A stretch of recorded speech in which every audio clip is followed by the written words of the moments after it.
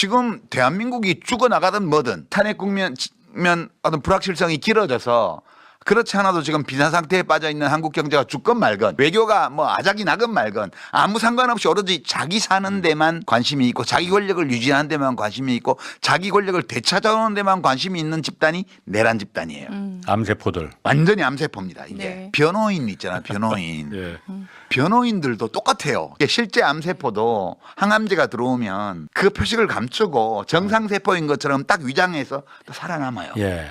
윤석열의 복귀 시나리오에 부합하는 어떤 행동을 하면 그것이 암세포로. 암세포의 징표로 봐야 돼요. 맞습니다. 그래서 국회라는 이 면역세포 체계가 예. 집결해가지고 그 암세포를 잡아먹어야 돼요. 그러니까. 이게 이제 이른바 일부 몰지각한 친윤 언론이 줄타내기라고 이야기하는 이 현상이거든요. 그 암세포를 박멸해가는 과정이에요. 지금은 인정사정을 봐줄 그 시기가 아닙니다. 그렇게 결정했어? 오케이. 그러면 나가.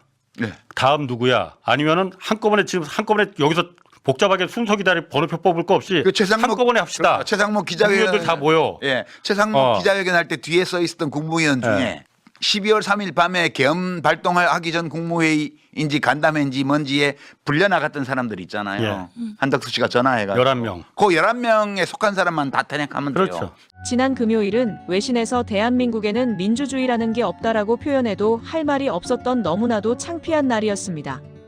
국회가 자기 뜻대로 안 움직인다고 해서 비상계엄을 선포하는 대통령을 법원이 적법하게 발부한 체포영장을 가지고도 집행하지 못한다는 게 민주사회에서 상식적으로 말이 됩니까?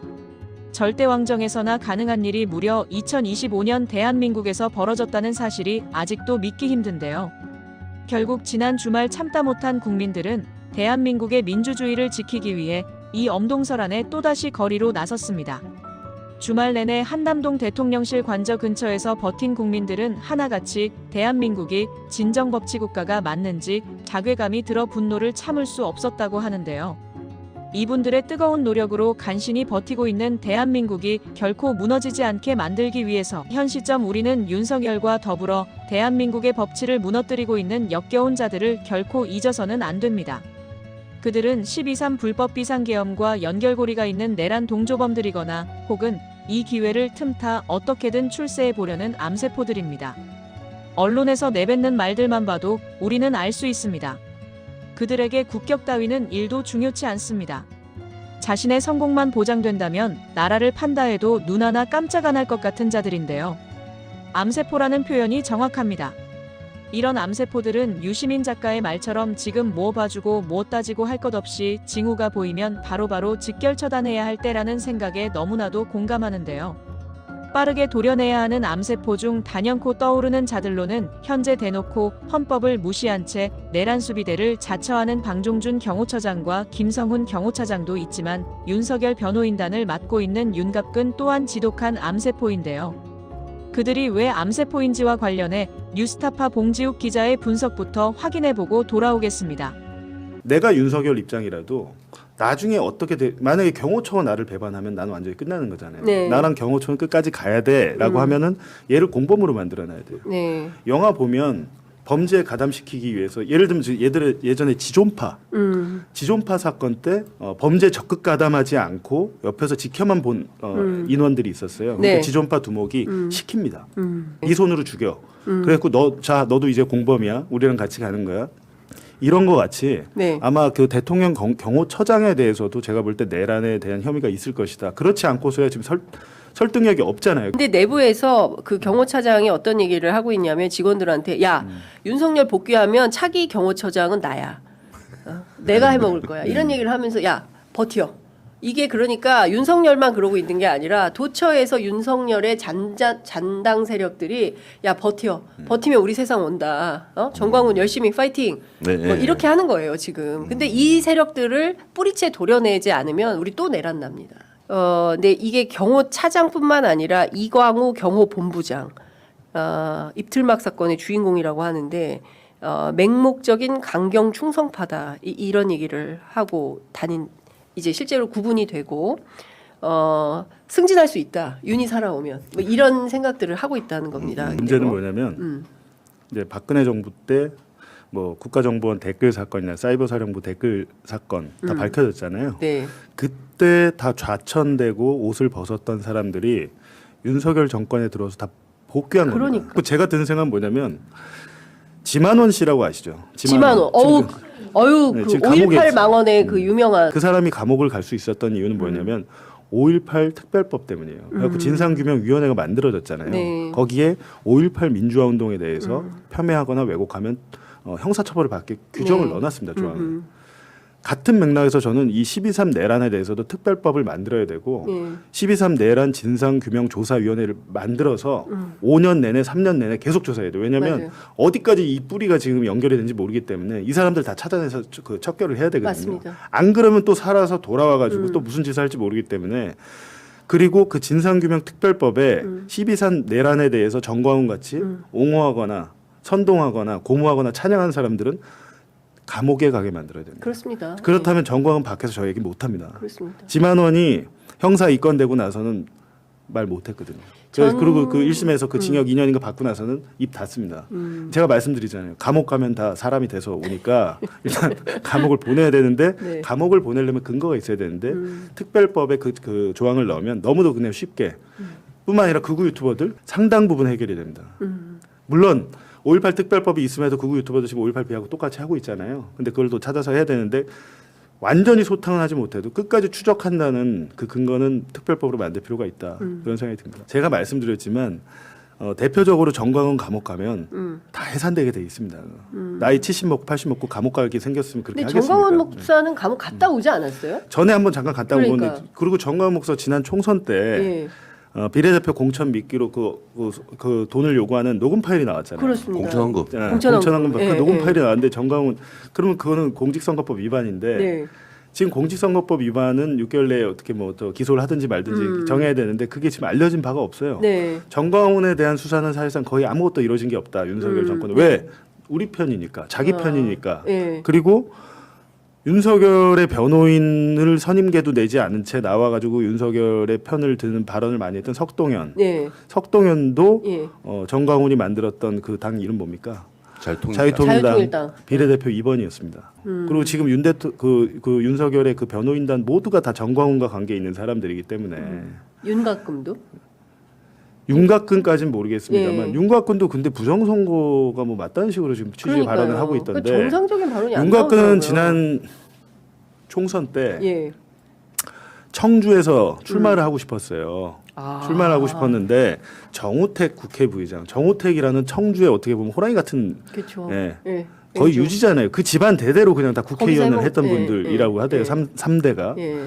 정우택을 꺾고 싶은 거야. 꺾고 싶은데 방법이 없어. 그래갖고 예. 정우택이 그 지역 카페 업체한테 돈 받았다. 아. 그 영상을 언론에 나오게 뒤에서 공작한 게 윤곽근이에요. 아 진짜. 그게 경찰 저희가 보도했잖아요. 그 예. 정우택 관련해서 보도를 뉴스타파에서 많이 했고 실질적으로 지금 정우택 아니 그럼 기소됐잖아요. 윤곽근 쪽에서 제보한 거예요? 수사 우린 몰랐죠. 아 수사 과정에서 예. 이 배후 정우택을 제끼는 이 배우가 윤곽근이고 진짜. 그리고 대장동 자기들끼리. 라임 사건 라임 사건에서 그 현직 검사들 데려다가 예.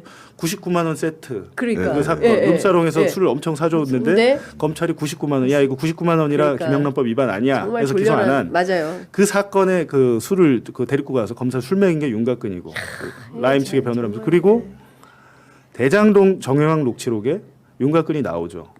남욱이 윤곽근 얘기를 하죠. 윤곽근이 중앙지검 1차장 그때는 중앙지검 1차장이 검사장이었어요. 네. 각근이 형이 다 해준다고. 윤곽근 차장한테 예, 검찰 각근이요? 수사관이 나한테 예. 차장님한테 전화 받았습니다. 엄청 잘해주더라. 아. 야 만배영이 이번에 고생 많이 했네. 만배영이 윤곽근한테 전화했다는 얘기 아니에요. 예. 그게 정영 녹취록에 나오는데 그거 남욱이 실제로 중앙지검에 가서 조사를 받으러 갔는데 난 처벌을 받으러 가야 되는데 수사관이 아예 대놓고 터놓고 봐주더라고요. 네. 이번에 그래서 제가 아예 대놓고 얘기했어요. 우영이는 조우영이는 이렇게 빼주고 어쩌고 저쩌고 하니까 알겠다고 하더라고요라고 정영학한테 얘기하는 녹음 파일이 정영 녹취록에 있는데 네. 그때 등장하는 게 윤곽근입니다. 내란 세력을 잘 분석을 해보면 기본적으로 범죄 플러스 뭔가 하자가 있는 사람들이에요. 이 주동 세력들이. 그러니까 우리 사회에서 이렇게 하면 안 되는 사람들이 주로 모여가지고 내란을 획책하고 모의하고 함께 한 겁니다. 내란 속에 윤석열이 속히 체포되지 않는 한 주변 암세포들로 인해 대한민국의 국제적인 망신과 국민들의 참담함, 경제적 위기의 종식은 없을 것입니다. 따라서 하루빨리 내란 수괴와 그에게 동조한 자들, 그리고 그를 빨아먹으려 새롭게 들러붙은 암세포들의 박멸이 시급한데요. 사실상 민주당과 조국혁신당이 그 역할을 가장 충실하게 이행해주고 있습니다. 조국혁신당 대표 권한대행 김선민 의원은 내란 수괴의 체포가 불발되자 엮여있는 관련자 모두를 싸잡아 강력히 경고했고, 더불어민주당 이재명 대표는 최고위원회의 도중 가짜뉴스를 배포하는 국힘당을 기자들 앞에서 대놓고 신고하고 나서기도 했는데요. 속이 뚫리는 관련 영상 확인해 보겠습니다. 공수처는 무능했고 경호처는 무도했습니다. 최상목 부총리는 무책임했습니다. 내란 사태 종식을 염원하는 국민 앞에 귀하들 모두 죄인입니다. 여야 합의니 중립이니 하는 엉뚱한 소리는 나중에 손주들에게나 들려주고 지금은 할 일을 하십시오. 이를 하지 않으면 조국혁신당은 귀하를 탄핵하고 고발할 것입니다. 저희는 한다 해놓고 하지 않은 것이 하나도 없습니다. 경호처, 당신들은 오늘부로 내란 소굴을 지키는 괴물이 됐습니다. 국민의 이름으로 당신들을 파면합니다. 내란 수계 방어작전 지휘부는 앞으로 영어의 몸이 될 준비를 하십시오. 부당한 명령을 따른 경호처 직원들도 죄를 면하기 어려울 것입니다. 연금 탈 생각은 꿈에도 꾸지 마십시오. 혹시라도 죄를 조금이라도 덜려면 다음 영장 집행 때는 성실하게 응하십시오. 무엇보다 징집돼서 복무하는 젊고 어린 사병들을 앞세우는 치졸한 짓은 하지 마십시오.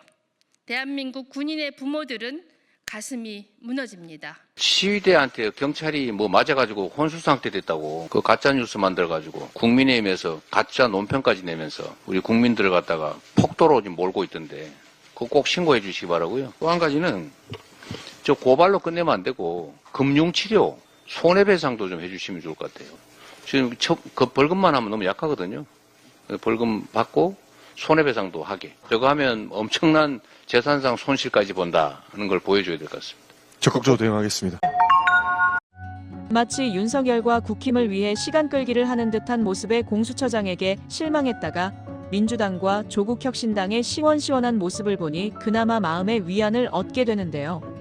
오늘 더불어민주당 최고위원회의에서는 이재명 대표의 참교육과 함께 한준호 최고위원의 따끔한 일침이 이어지기도 했습니다.